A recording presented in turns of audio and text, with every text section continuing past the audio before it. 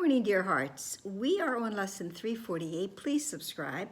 But 348 is in many ways, we can see it as a continuation from 347, yesterday's lesson, that anger must come from judgment.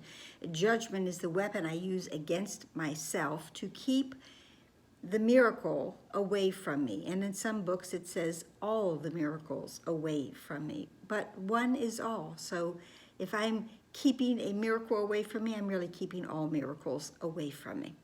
Today's lesson is I have no cause for anger or for fear, and I'm going to insert ego.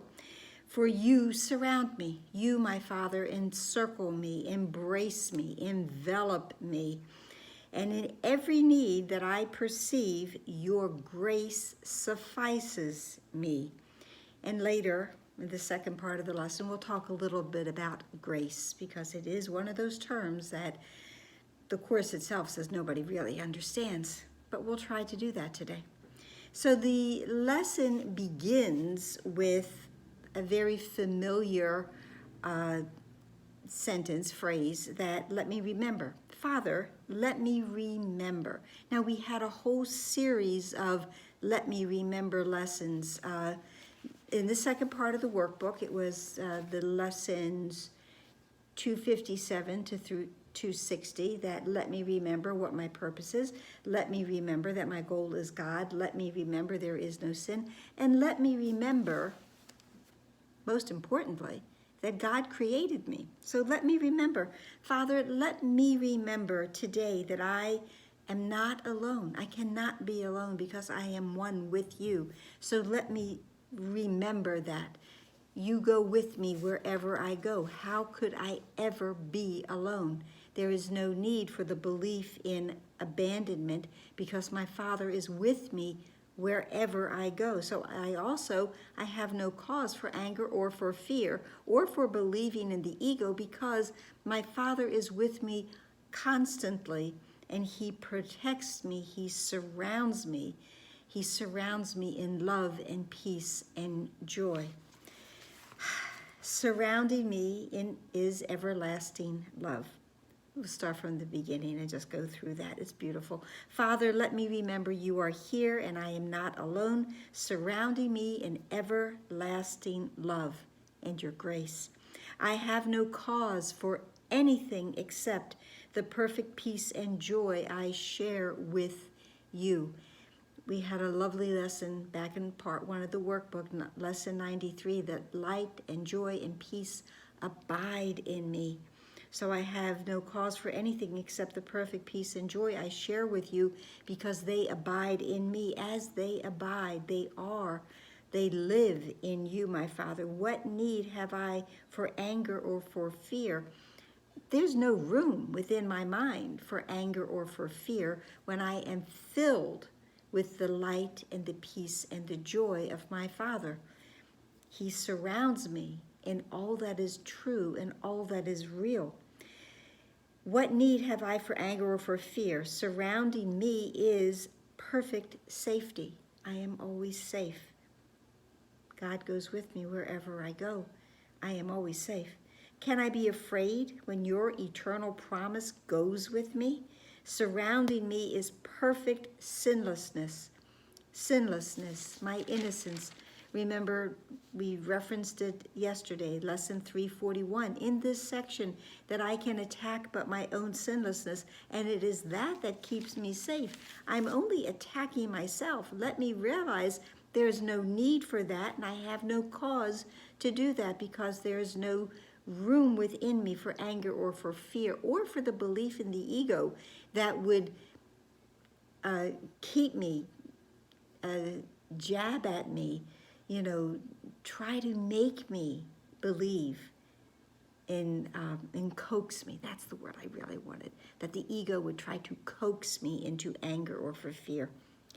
I have no need of that. And what can I fear when you created me in holiness as perfect as your own?